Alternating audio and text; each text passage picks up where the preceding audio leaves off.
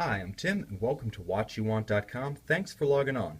Today, we're looking at a model from Patek Philippe's iconic Calatrava line. This is the Calatrava Reference 6000, but within the range, the 6000 has a reputation of something as the rebel of the Calatrava lineup. Yes, it's the classic Calatrava tapered lug, no crown guard, Arabic numeral look, iconic of the 1930s in its proportions and in its general case detailing, but it's this dial that sets it apart. It's vintage auto inspired. You look at it and you think 1957 Porsche 356 Speedster. You think Mercedes-Benz 300 SL, even Big Healy, maybe an Austin Healey 3000.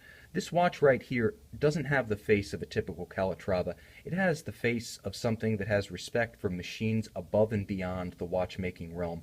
And because of that sportiness, it's just a bit off the beaten path of your typical Calatrava, and it is probably best described as the cult watch in the Patek Calatrava line. Now, the 6000 has a history that dates back to the 1990s and the reference 5000. Now, there was an example of the 5000 that was very similar to this one, with a black dial, white Arabic numerals, subdial right here, just offset from the 4 o'clock, 5 o'clock position, kind of splitting the difference between the two, but that was a 33 millimeter watch.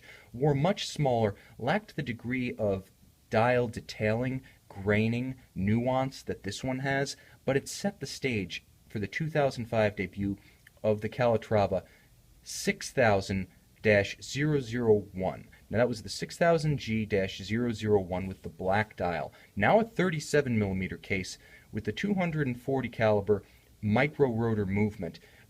Now we're talking about something that's similar to this, but again, not quite the watch you see here, this being the 6000G-010. It was in 2008 that this watch assumed its current form.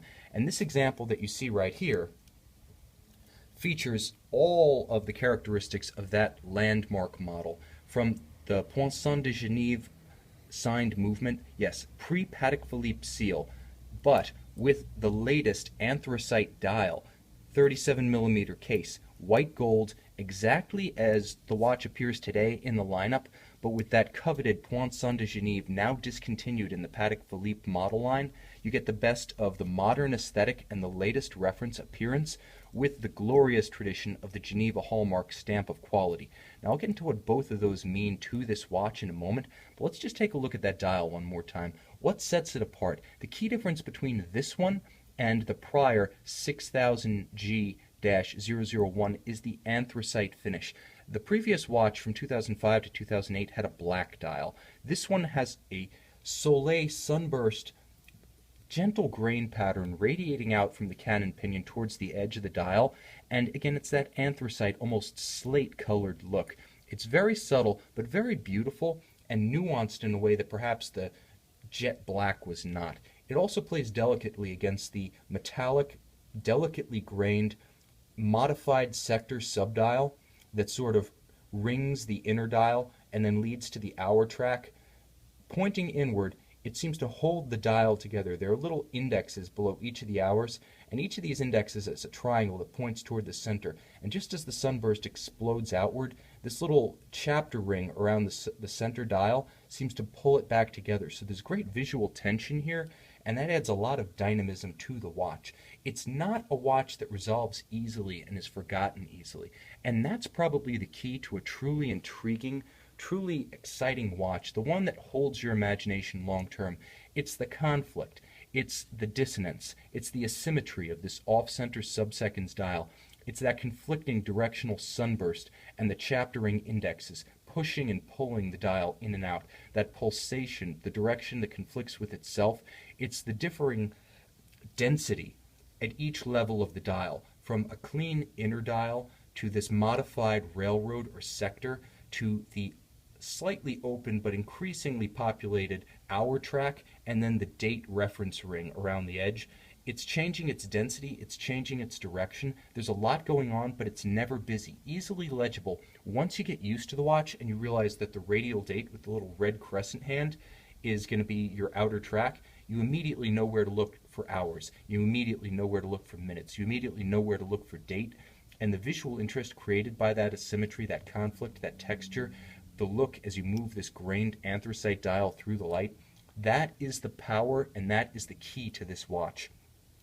That is where it sets itself apart from the 5000, and with that grained anthracite dial, just a little bit off color relative to the black indexes and the black strap. Again, that's where it sets itself apart from the first 6000G of 2005. And on the back, with the Poinçon de Genève, a standard that was dropped by Patek Philippe in 2009, you have a little tie to the company's heritage. Now, from the early 1880s, the Poinçon de Genève was the city and canton of Geneva's effort to preserve the watchmaking heritage of that former mecca of watchmaking in Switzerland. As companies were moving out to the Vallée du Jeu, the Jura Mountains, into Neuchâtel, it was important to maintain Geneva's status as the iconic capital of Swiss watchmaking, and the Geneva Hallmark, which was independently inspected by appointed inspectors of the city, was a sort of seal of approval bearing the imprimatur of the city, given on behalf of the city to watchmakers that met defined characteristics ranging everything from screws that were polished underneath their what are known as pilots, that is, parts of the screw you can't even see, to Côte de Genève finishing, to beveled bridges that have a mirrored finish at the micro level. Everything here holds up under a 5, 10, 20 powered loop, even a microscope. 30 to 50% of the value of this watch is in the finishing of the movement, and the Seal of Geneva was the origin of that tradition of finishing.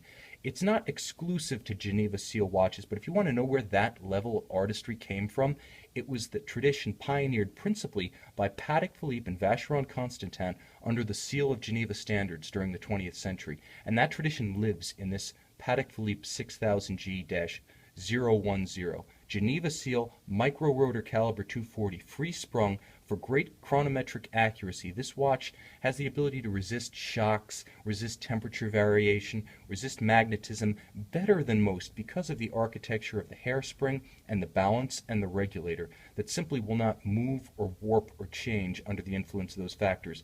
That's the Patek Gyromax balance system, and they've been using it since the 50s. It's a Patek Philippe original, and so beyond the artistic finishing of this watch and the unique, highly efficient micro-rotor winding system that keeps it thin and elegant, there's that technical innovation of the balance, the heritage of technology by Patek Philippe, the heritage of finish by the city of Geneva, and the unique caliber 240 dating back to 1977, itself a Patek Philippe classic. This watch at 37 millimeters wears a treat. Thin, fine, elegant, light on the wrist, and again, it's a bit of a cult watch within the iconic Calatrava line. It is the bad boy among the Calatravas, and it's not for everyone. It's a love-hate piece, and it doesn't care if you hate it, because having been around since 2005, it's more or less a staple of the Calatrava catalog at this point. It's basically the watch that inspires absolute infatuation from those who love it, and makes those who hate it see red. If you believe that one machine should reference another, that a little bit of a motorsports vintage auto sensibility combined with the Patek Philippe finishing standards, original watchmaking innovation, the Seal of Geneva, and the Calatrava heritage all belong in one watch, if you're into that, this Calatrava 6000G-010 with full box papers and accessories is the watch you want. Check it out on our website. See it in high-res images. I love this, and I'm not afraid to say that this is my favorite Patek Philippe reference, and if I were shopping Patek, this would be the watch I want.